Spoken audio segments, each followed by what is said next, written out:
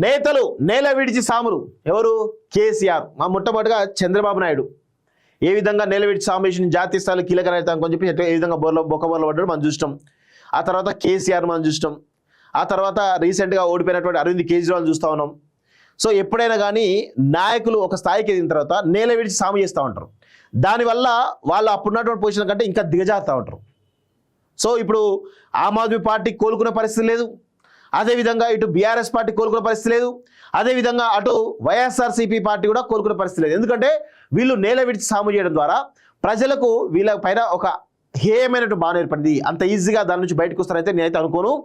So ప్రాంతీయ పార్టీల అధినేతలు తమ చుట్టూ ఇనుప తెరలు ఏర్పాటు చేసుకొని ప్రజల మనోభావాలు తెలుసుకునేటువంటి ప్రయత్నం చేయరు. ఎన్నికల ఫలితాల తర్వాత ప్రజలే తప్పు చేశారన్నట్టుగా వ్యాఖ్యానించడం పరిపాటిగా మారుతోంది.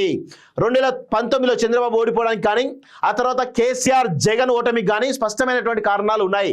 2019కి ముందు అధికారంలో ఉండిన చంద్రబాబు నేల విడిచి సాము చేశారు. రాజకీయాన్ని విస్మరించి ఎన్నికల మేనేజ్మెంట్లో ఘోరంగా విఫలమయ్యారు, అది వాస్తవమే.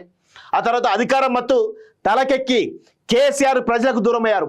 ప్రజల్లో తీవ్ర వ్యతిరేకతను మూటగట్టుకున్నటువంటి ఎమ్మెల్యేలు సైతం మార్చకుండా ఎన్నికల్లో వారికే టికెట్లు ఇచ్చారు.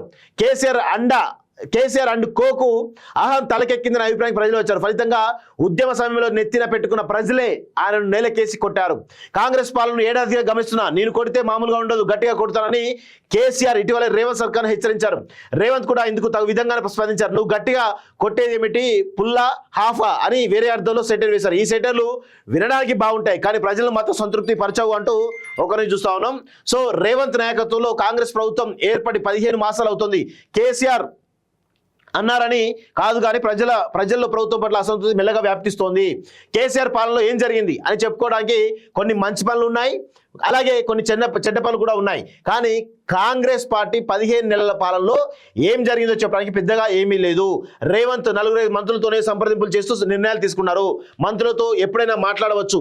శాసనసభ్యులు కింది స్థాయి పార్టీ నాయకుల అభిప్రాయాలు తీసుకుంటే ఉపయోగపడతాయి. మొత్తం మీద ప్రభుత్వం ఆశించిన మేర పనిచేయడం లేదన్న అభిప్రాయం వ్యాప్తిస్తోంది. ఈ వ్యతిరేక భావనను మొగ్గులోనే తొలగించని పక్షంలో కాంగ్రెస్ ప్రభుత్వం మరింత అప్రతిష్ట పాలవుతుంది అంటూ చూస్తా ఉన్నాం.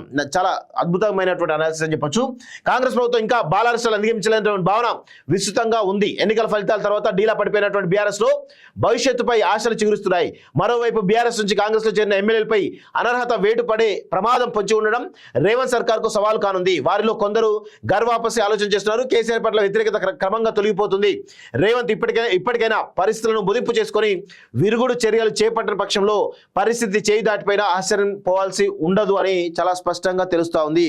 సో ఎవరైనా నేల విడిచి సాము చేసినట్టు నాయకులు ఎవరు కూడా బతికి బట్టగట్టినట్టు లేదు. కానీ ప్రస్తుతం తెలంగాణ రాష్ట్రం విషయంలో కొంతమేర అంటే ఇక్కడ మనం ప్రభుత్వంలో ఉన్నట్టు కొంతమంది వ్యక్తుల వల్ల, అదేవిధంగా అడ్మినిస్ట్రేటివ్ ఆఫీసర్స్ యొక్క వ్యవహారాల వల్ల కొంత ఇబ్బంది కలుగుతుండొచ్చు కాక దాన్ని అధిగమించడానికి స్కోప్ అయితే ఉంది. ఏప్రిల్లో ఆ పరిణామాల్లో కొంత జరిగే అవకాశం కనబడుతుంది. అయితే ఈ క్రమంలో 2-3 విషయాలు మనం చర్చించుకోవాలి. ఎప్పుడు కానీ ప్రజలలో ఒక ఉద్యమాలు చేస్తున్నటువంటి వాళ్ళను కలవడం నాయకులు పరిపాటిగా ఉండదు, ఎప్పుడో ఒకసారి కలవరు. కానీ రీసెంట్గా మనం చూస్తున్న పరిణామాలు చూస్తుంటే రేవంత్ రెడ్డిని విమర్శించిన వాళ్ళు చాలా మంది కలుస్తూ ఉన్నారు. ఎందుకంటే కొంత డెమోక్రటిక్ ప్రాసెస్లో సమస్యలు సాల్వ్ అవుతాయి, వారిని కూడా పిలుచుకొని మాట్లాడుతున్నాం. కొంత డెమోక్రటిక్ స్ఫూర్తికి ఒక మంచి ఇన్స్పిరేషన్గా కనబడతా ఉంది. కాబట్టి సో మేబీ ఇది నేల విడిచి సాము చేస్తలేడేమో అనేది అయితే నాకైతే బలమైనటువంటి అభిప్రాయం అయితే ఉంది. కానీ ఇక్కడ ఉన్నటువంటి బాలారిష్టాలు తొలగించుకుంటే మాత్రం కాంగ్రెస్ పార్టీకి మరింత భవిష్యత్తు ఉండే అవకాశం అయితే కనబడుతుంది. ఎందుకంటే కాంగ్రెస్ పార్టీ పైన వస్తున్నటువంటి నెగిటివిటీ అవుతుందో అది భారతీయ జనతా పార్టీకి కానీ అటు బీఆర్ఎస్ పార్టీకి కానీ షిఫ్ట్ అవ్వట్లేదు. అది కేవలం నెగిటివిటీ వచ్చి అట్లా ఒక లెవెల్లో ఉంది. దాన్ని మళ్ళా ఎన్కరేజ్ చేసుకోవడానికి అవకాశం ఉంటుంది కాంగ్రెస్ పార్టీకి. ఆ దిశగా చేస్తే బాగుంటుంది, లేదంటే మాత్రం ఇబ్బంది ఉండే అవకాశం అయితే కనబడతా ఉంది. నేతలు నేల విడిచి సామురు ఎవరు? కేసీఆర్. మా మొట్టమొదటిగా చంద్రబాబు నాయుడు ఏ విధంగా నేల విడిచి సాము చేసిన జాతీయ స్థాయిలో కీలక నేత అని చెప్పి ఏ విధంగా బొక్కబోర్లో పడ్డాడు మనం చూసినాం. ఆ తర్వాత కేసీఆర్ మనం చూసినాం. ఆ తర్వాత రీసెంట్గా ఓడిపోయినటువంటి అరవింద్ కేజ్రీవాల్ చూస్తూ ఉన్నాం. సో ఎప్పుడైనా కానీ నాయకులు ఒక స్థాయికి ఎదిగిన తర్వాత నేల విడిచి సాము చేస్తూ ఉంటారు. దానివల్ల వాళ్ళు అప్పుడున్నటువంటి పొజిషన్ కంటే ఇంకా దిగజారుతూ ఉంటారు. సో ఇప్పుడు ఆమ్ ఆద్మీ పార్టీ కోలుకునే పరిస్థితి లేదు, అదేవిధంగా ఇటు బీఆర్ఎస్ పార్టీ కోలుకునే పరిస్థితి లేదు, అదేవిధంగా అటు వైఎస్ఆర్సీపీ పార్టీ కూడా కోలుకునే పరిస్థితి లేదు. ఎందుకంటే వీళ్ళు నేల విడిచి సాము చేయడం ద్వారా ప్రజలకు వీళ్ళ పైన ఒక హేయమైనటువంటి భావన ఏర్పడింది. అంత ఈజీగా దాని నుంచి బయటకు వస్తారైతే నేనైతే అనుకోను. సో ప్రాంతీయ పార్టీల అధినేతలు తమ చుట్టూ ఇనుప తెరలు ఏర్పాటు చేసుకొని ప్రజల మనోభావాలు తెలుసుకునేటువంటి ప్రయత్నం చేయరు. ఎన్నికల ఫలితాల తర్వాత ప్రజలే తప్పు చేశారన్నట్టుగా వ్యాఖ్యానించడం పరిపాటిగా మారుతోంది. 2019లో చంద్రబాబు ఓడిపోవడానికి కానీ ఆ తర్వాత కేసీఆర్ జగన్ ఓటమికి కానీ స్పష్టమైనటువంటి కారణాలు ఉన్నాయి. 2019కి ముందు అధికారంలో ఉండిన చంద్రబాబు నేలవిడిచి సాము చేశారు. రాజకీయాన్ని విస్మరించి ఎన్నికల మేనేజ్మెంట్లో ఘోరంగా విఫలమయ్యారు. అది వాస్తవమే. ఆ తర్వాత అధికారం మత్తు తలకెక్కి కేసీఆర్ ప్రజలకు దూరమయ్యారు.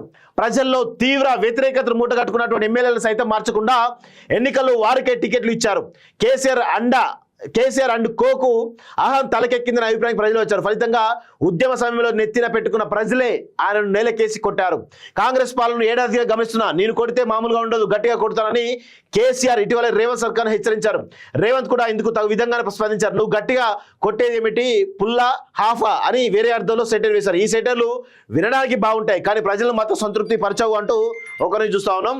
సో రేవంత్ నాయకత్వంలో కాంగ్రెస్ ప్రభుత్వం ఏర్పడి 15 మాసాలు అవుతుంది. కేసీఆర్ అన్నారని కాదు కానీ ప్రజల్లో ప్రభుత్వం పట్ల అసంతృప్తి మెల్లగా వ్యాప్తిస్తోంది. కేసీఆర్ పాలనలో ఏం జరిగింది అని చెప్పుకోవడానికి కొన్ని మంచి పనులు ఉన్నాయి, అలాగే కొన్ని చెడ్డ పనులు కూడా ఉన్నాయి. కానీ కాంగ్రెస్ పార్టీ 15 నెలల పాలనలో ఏం జరిగిందో చెప్పడానికి పెద్దగా ఏమీ లేదు. రేవంత్ 4 మంత్రులతోనే సంప్రదింపులు చేస్తూ నిర్ణయాలు తీసుకున్నారు. మంత్రులతో ఎప్పుడైనా మాట్లాడవచ్చు. శాసనసభ్యులు కింది స్థాయి పార్టీ నాయకుల అభిప్రాయాలు తీసుకుంటే ఉపయోగపడతాయి. మొత్తం మీద ప్రభుత్వం ఆశించిన మేర పనిచేయడం లేదన్న అభిప్రాయం వ్యాప్తిస్తోంది. ఈ వ్యతిరేక భావనను మొగ్గులోనే తొలగించని పక్షంలో కాంగ్రెస్ ప్రభుత్వం మరింత అప్రతిష్ట పాలవుతుంది అంటూ చూస్తా ఉన్నాం. చాలా అద్భుతమైనటువంటి అనాలిసిస్ అని చెప్పొచ్చు.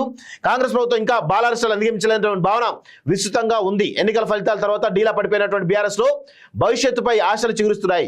మరోవైపు బీఆర్ఎస్ నుంచి కాంగ్రెస్ లో చేరిన ఎమ్మెల్యేలపై అనర్హత వేటు పడే ప్రమాదం పొంచి ఉండడం రేవంత్ సర్కార్ కు సవాల్ కానుంది. వారిలో కొందరు గర్వాపసి ఆలోచన చేస్తున్నారు. కేసీఆర్ పట్ల వ్యతిరేకత క్రమంగా తొలగిపోతుంది. రేవంత్ ఇప్పటికైనా పరిస్థితులను ముదింపు చేసుకొని విరుగుడు చర్యలు చేపట్టిన పక్షంలో పరిస్థితి చేయి దాటిపోయినా ఆశ్చర్యం పోవాల్సి ఉండదు అని చాలా స్పష్టంగా తెలుస్తూ ఉంది. సో ఎవరైనా నేల విడిచి సాము చేసినట్టు నాయకులు ఎవరు కూడా బతికి బట్టగట్టినట్టు లేదు. కానీ ప్రస్తుతం తెలంగాణ రాష్ట్రం విషయంలో కొంతమేర అంటే ఇక్కడ మనం ప్రభుత్వంలో ఉన్నట్టు కొంతమంది వ్యక్తుల వల్ల, అదేవిధంగా అడ్మినిస్ట్రేటివ్ ఆఫీసర్స్ యొక్క వ్యవహార శైలి వల్ల కొంత ఇబ్బంది కలుగుతుండొచ్చు కాక దాన్ని అధిగమించడానికి స్కోప్ అయితే ఉంది. ఏప్రిల్లో ఆ పరిణామాల్లో కొంత జరిగే అవకాశం కనబడుతుంది. అయితే ఈ క్రమంలో 2-3 విషయాలు మనం చర్చించుకోవాలి.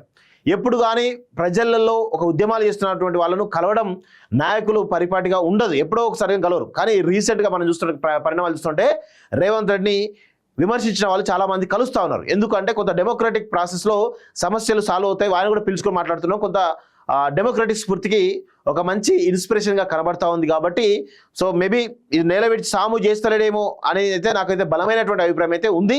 కానీ ఇక్కడ ఉన్నటువంటి బాలారిష్టాలు తొలగించుకుంటే మాత్రం కాంగ్రెస్ పార్టీకి మరింత భవిష్యత్తు ఉండే అవకాశం అయితే కనబడుతుంది.